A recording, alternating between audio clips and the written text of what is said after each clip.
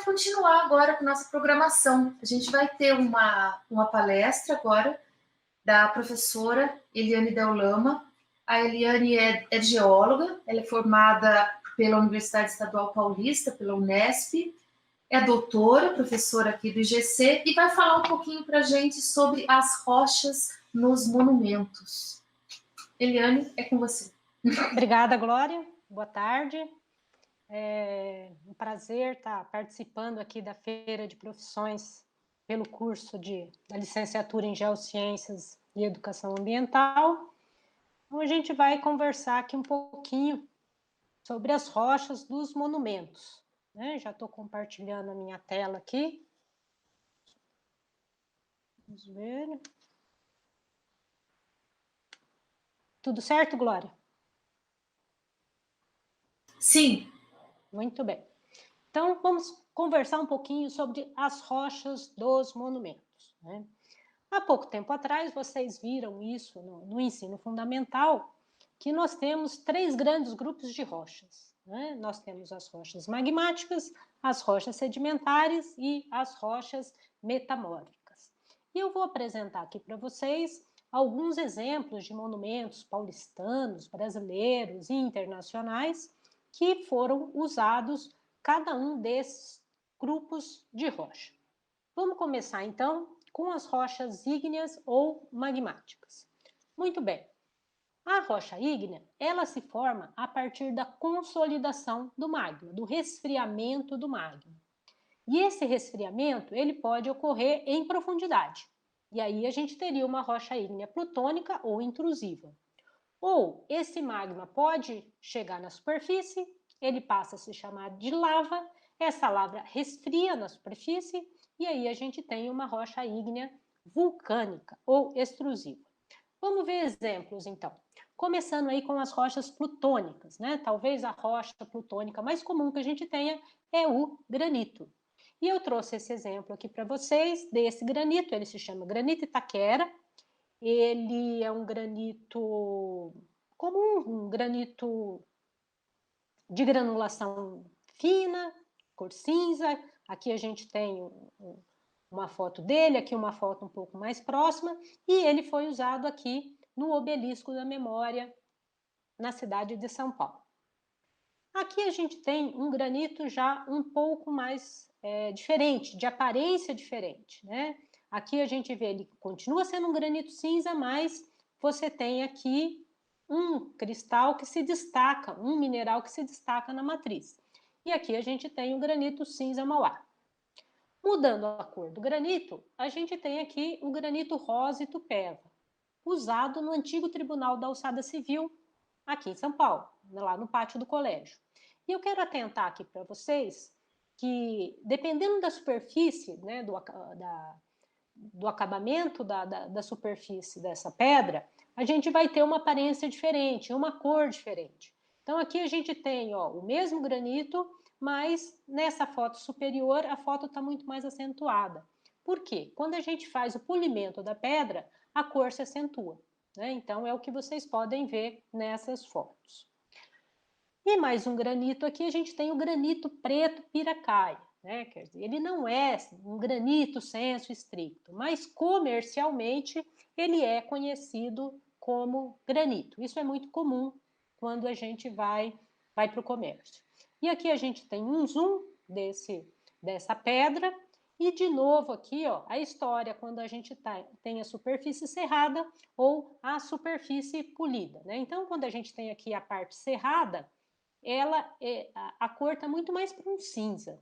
E quando faz o polimento, aí sim você tem acentua a cor e você tem a cor preta.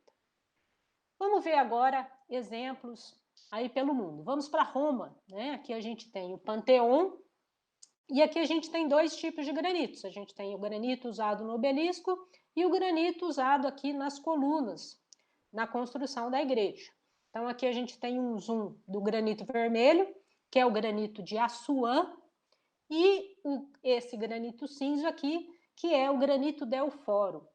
As 2 pedras vêm do Egito, né? Lembrem-se que o Egito já foi uma colônia de Roma, e nessa época eles traziam muitas pedras de lá. Então aí a gente tem 2 exemplos. Aqui também em granito a gente vai ter o aqueduto de Segóvia, né? Então ele é todo construído com blocos de granito. Agora vamos dar exemplos de rochas vulcânicas. A rocha vulcânica mais comum que a gente tem é o basalto. E no caso aqui do calçamento do Centro Velho, a gente vê aqui essa pedra que está com a cor bem escura, né? Uma cor preta, e foi usado junto com outras pedras. A gente encontra, então, o basalto no calçamento. Um outro exemplo com o basalto são as cavernas de Ellora, na Índia. Inclusive, as cavernas de Ellora são patrimônio da humanidade da Unesco, né? Então, a gente tem aqui, são várias cavernas, né? Essa é a caverna principal, e você tem aqui um templo, né? Todo esculpido em basalto. Isso aqui é um bloco único de basalto, né? E aí vocês podem ver a riqueza de detalhes aqui. Esse elefante também é de basalto, tudo aqui ao redor aqui da caverna. Então, foi tudo esculpido. E aqui a gente pode ver um zoom desse basalto, né? E nesse caso aqui existem esses espaços vazios, né? Que a gente chama ou amígdalas, vesículas, né? Então, isso é comum aparecer no basalto. Ainda nas rochas vulcânicas, a gente tem o exemplo aqui do tufo vulcânico, né? Então, o tufo vulcânico foi utilizado para esculpir os moais da Ilha de Páscoa. Então, aqui a gente tem um zoom desse tufo. Ele é uma rocha muito fácil de esculpir, né? E além do tufo vulcânico, eles também usaram uma escória vulcânica, né? Que é essa de coloração vermelha, usado na confecção dos pucaus dos moais. No caso dessa plataforma aqui, a gente só tem um exemplo de pucal, né? Os outros moais não apresentam. Mas na ilha é comum apresentar esses pucaus. E mais um exemplo de tufo vulcânico, a gente tem o Museu a Céu Aberto em Goreme, na Capadócia, na Turquia. Então, vocês veem aqui várias construções, né? É um lugar muito amplo, onde foram construídas igrejas, templos, habitações, muitas coisas aí, né? Então, de novo, né, o tufo vulcânico é uma rocha fácil de esculpir, né? Então, por isso que a gente tem esse tipo de construção, né? Então, a gente tem aí o paralelo de rochas mais fáceis para esculpir e outras mais difíceis, né? Então, quando a gente compara aí um granito e basalto, que são rochas muito mais duras, né? Mas ainda assim a gente encontra coisas esculpidas aí em todas as rochas. Então, esses foram alguns exemplos em rocha ígnea. Aqui tem um zoom desse tufo vulcânico. Vamos passar agora para as rochas sedimentares, né? Então, o que são rochas sedimentares, né? A rocha, uma vez que ela está na superfície da Terra, seja ela qual for, ela vai ser alterada, ela vai ser intemperizada. E com esse intemperismo, você tem aí a geração de fragmentos, né, de sedimentos. E esses sedimentos, eles são transportados até chegar numa bacia de sedimentação. Nessa bacia de sedimentação, esses sedimentos vão ser consolidados, vão ser compactados, vão ser cimentados, enfim, vai ter ali a geração de uma rocha sedimentar. Então, vamos ver aqui os exemplos em rochas sedimentares. Vamos começar com o travertino, né? Muita gente fala, às vezes fala, o mármore travertino. Não, não é mármore. Travertino é uma rocha sedimentar. Mármore é uma rocha metamórfica, né? Então, o travertino é um calcário de água doce. Quando a gente fala calcário, calcário é uma rocha muito comum no grupo das rochas sedimentares, ele é formado em ambientes marítimos. Então, o travertino é o calcário de água doce. E a gente pode ver um exemplo aqui do obelisco, do mausoléu Os Heróis de 32, aqui na cidade de São Paulo, e aqui a gente pode ver um zoom dessa pedra.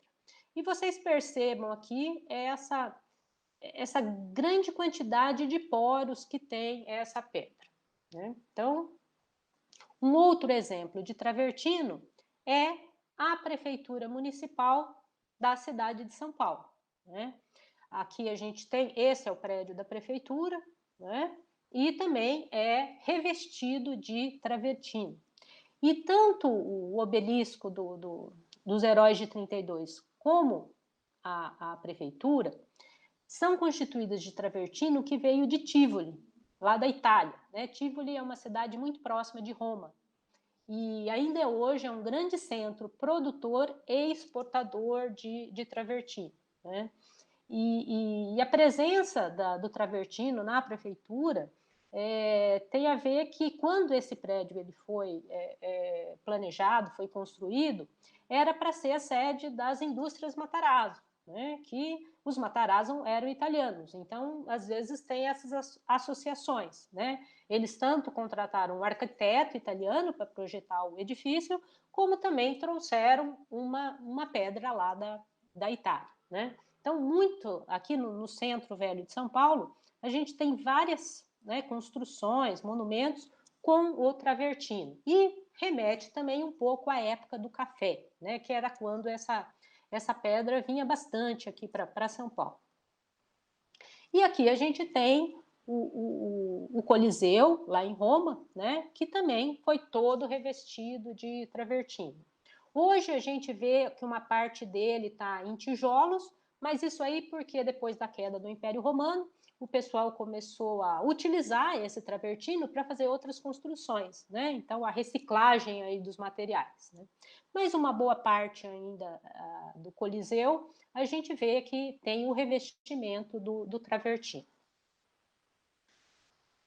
Apesar de Tivoli ser uma região muito produtora do travertino, a gente tem outras regiões no mundo aí que também tem a extração do travertino, como, por exemplo, a Hungria. Então, aqui o parlamento de Budapeste também é revestido com travertino, mas nesse caso aí é um travertino húngaro. A gente tem muito travertino também na Turquia, né? Tem até uma região que se chama Pamukkale, que é patrimônio da humanidade da Unesco também, e que é uma grande produtora de travertino. Vamos ver agora, então, um calcário do mar, né? E aqui a gente tem um exemplo das pirâmides do Egito. Então, vocês veem aí as três grandes pirâmides, vocês veem aqui a cidade do Cairo, logo atrás, e o calcário é uma rocha que se solubiliza com facilidade, principalmente se a gente considerar atmosferas muito poluentes, como é o caso da cidade do Cairo. Então, aqui a gente tem um zoom desse calcário e a gente vê aí a solubilização da pedra, né? Então, ela é muito fácil de acontecer essa alteração. Agora, vamos ver um calcário que contenha fósseis, né? E eu trouxe aqui o exemplo do calcário Liós. Aqui a gente tem essa pia de água benta na Igreja do Carmo, aqui em São Paulo. Eu não sei se vocês conseguem ver, aqui a gente tem uma conchinha muito pequena, mas aqui nesse zoom fica bem mais fácil de observar esses fósseis, né? Então a gente tem essas conchas aqui que vocês podem ver na foto. O Liós, ele tem várias cores, né? Esse aqui é uma variedade que a gente chama encarnadão, e esse calcário ele veio de Portugal, né? Então a gente tem algumas cidades aqui no Brasil que a gente encontra bastante o Liós, por exemplo, no Rio de Janeiro, na Bahia, em Belém. São Paulo não tem tanto assim, né? São mais detalhes. Mas em Lisboa, por exemplo, né, vocês tropeçam toda hora com essa pedra, né? Então tem a cor vermelha, tem a cor cinza, tem o mais amarelado, então tem uma variedade de cores aí do Liós. Mas todos eles são fossilíferos. Um outro calcário fossilífero é o Rosso Verona. né? Então, aqui a gente tem a Arena de Verona. Verona é uma cidade lá da Itália, né? Muito conhecida pela história do Romeu e Julieta.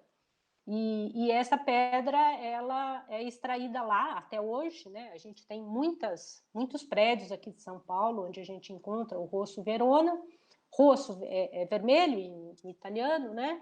Então, seria esse calcário aqui, que também tem os fósseis, né? E aqui a gente tem um exemplo aí dessa amonite. Isso aí está sem escala, mas essa concha, ela tem mais de 30 centímetros, né? Então, é um calcário bem fossilífero. Agora vamos mudar o tipo da pedra aqui, né? Agora vamos para os arenitos. E aqui na fachada frontal, na parte inferior do Teatro Municipal de São Paulo, foi usado este arenito, que se chama arenito Itararé. Aqui a gente tem uma foto mais próxima dele e a gente pode ver essa orientação aqui no arenito. É muito comum a gente ver essa orientação nas rochas sedimentares, né? Essa rocha, propriamente, ela não é adequada para ser usada como rocha ornamental, né? Mas foi usada, naquela época não se fazia muito testes e tal, e hoje essa pedra é um problema bem grande para a conservação do teatro. Um outro arenito, a gente tem lá nas missões jesuíticas do Rio Grande do Sul, agora a cor mudou, né, daquele beijinho que a gente tinha do arenito Tararé, a gente tem esse arenito mais avermelhado, né, que tem a ver aí com a quantidade de óxido de ferro na pedra. Tá? Então aqui a gente tem esse arenito, e aqui também a gente vê essa orientação até bem mais marcada. O arenito também é o suporte das pinturas rupestres da Serra da Capivara, lá no Piauí, né? Então, a gente tem aqui essas pinturas, né? E o suporte dessa pintura é o arenito. As pinturas em si, o pigmento, né? O que foi usado para fazer essa tinta, também é um mineral, né? Um mineral que se chama hematita e é um óxido de ferro, né? Então, esse aqui é um dos exemplos. Tem muitas pinturas lá no parque, né? O arenito a gente encontra também na Igreja São Francisco de Assis, em Salvador, né? Então, a gente tem essa fachada frontal aí, é muito bem ornamentada, né? Com muitos detalhes, e os portugueses até...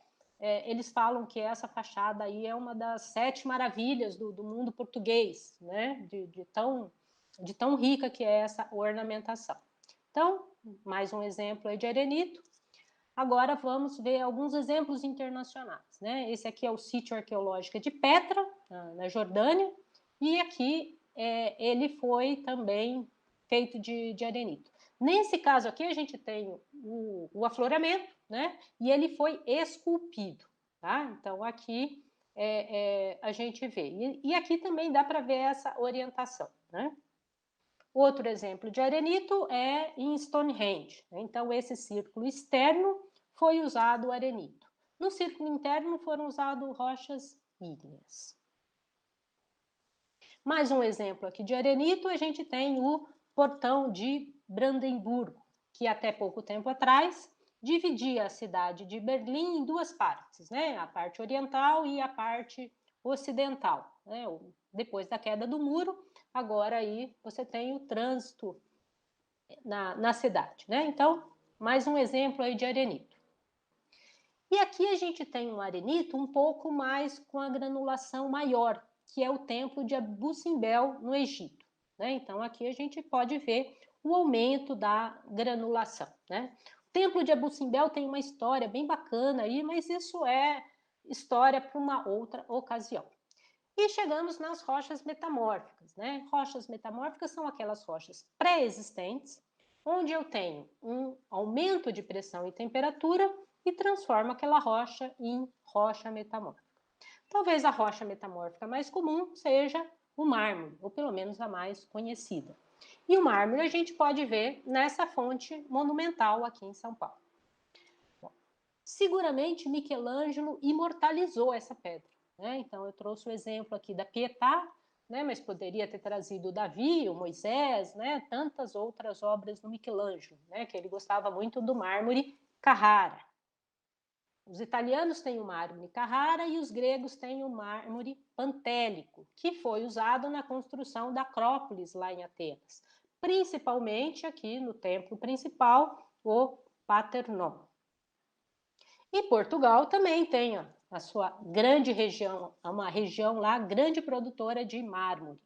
Então aqui a gente tem o Paço do Cal, lá em Vila Viçosa, e essa construção aqui fala sobre a Casa Bragança, né? Então tem essa ligação com o Brasil, né? E esses mármores de Vila Viçosa também foram usados aqui no Teatro de Mérida, né? Lá em Espanha. Então todas essas colunas que vocês veem aqui nesse teatro foram constituídas pelos mármores lá de Portugal, de Vila Viçosa. Agora, monumentos mais novos, né? A gente tem aqui o Memorial Lincoln, lá em Washington, e esse memorial ele foi inspirado no Parthenon, lá de Atenas, né? Nesse caso aqui, eles usaram um mármore americano. Mais um exemplo aqui, a gente tem o monumento a Washington, também na cidade de Washington, e constituído em mármore. Quando eles começaram a construir esse monumento, né, e depois teve um problema, acabou o dinheiro, tudo tal, né, e aí depois, quando eles retomaram, eles usaram um mármore diferente, e isso fica bem claro, aqui vocês podem ver a diferença de tonalidade desse mármore e desse aqui. No caso do acabamento do obelisco, eles usaram 2 mármores diferentes, mas aí era a cor, eram bem equivalentes. Um outro exemplo é a pedra-sabão. Pedra-sabão é um nome informal do esteatito, né? E é uma pedra muito importante em Minas Gerais. E aqui a gente tem um exemplo dos profetas do Aleijadinho na Basílica Bom Jesus de Matosinhos. Aqui também em Ouro Preto, na Igreja São Francisco de Assis, a gente tem esse medalhão e essa parte aqui de pedra-sabão, e aqui essas colunas de quartzito, né? O que é um quartzito? É um arenito que foi metamorfizado. Aqui também, outro exemplo em Ouro Preto, a gente tem a Praça Tiradentes, então a gente tem o Museu da Inconfidência aqui de quartzito, e o monumento a Tiradentes foi usado o gneiss facoidal, que é uma rocha que vem do Rio de Janeiro. E por que usar uma rocha que veio do Rio de Janeiro? Para lembrar que Tiradentes foi enforcado lá, né? Então, tá aí a explicação da pedra. Aqui a gente pode ver o gneiss mais de perto, e é um gneiss que aparece muito em monumentos lá do Rio de Janeiro, por exemplo, o Paço Imperial e a Igreja da Candelária. E esse é um pequeno recorte aí que eu fiz para vocês, né? A gente podia passar a tarde inteira falando sobre monumentos, sobre pedras, né? Mas aqui foi um pequeno recorte, né? Então era isso que eu queria falar para vocês e tem um convite aí, né? Venham estudar as pedras com a gente. É isso, Glória.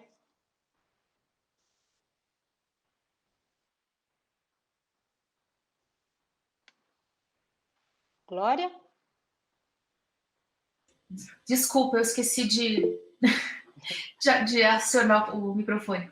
Eu queria te fazer uma pergunta. Como é que a gente relacionaria essa área que você acabou de falar com o curso da Ligeia? Ok. Bom, então na grade da Ligeia, a gente tem lá várias disciplinas, né?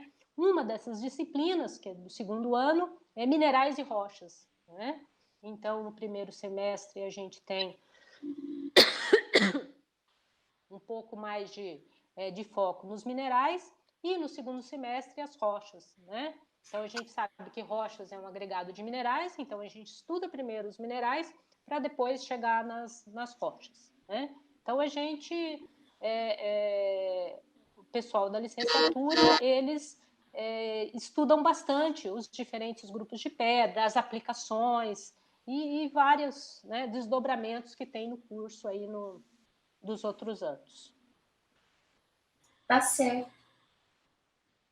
Muito bom. Eu agradeço, então, a Eliane pela palestra. Deixa eu ver se tem mais alguma coisa aqui. Não, acho que não. Eu que agradeço. Obrigada. Não por isso. E eu